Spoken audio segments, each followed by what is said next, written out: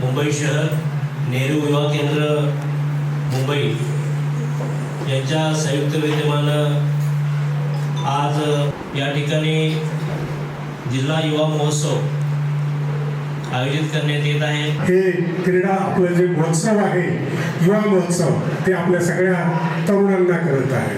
मला वाटतं या सगळ्या योजनांसोबत मी फोटोग्राफी या क्षेत्रात पण थोडा हे करून आणि असे ॲक्टिव्हिटीजमध्ये पार्टिसिपेशन केले। तरी पण या गोष्टी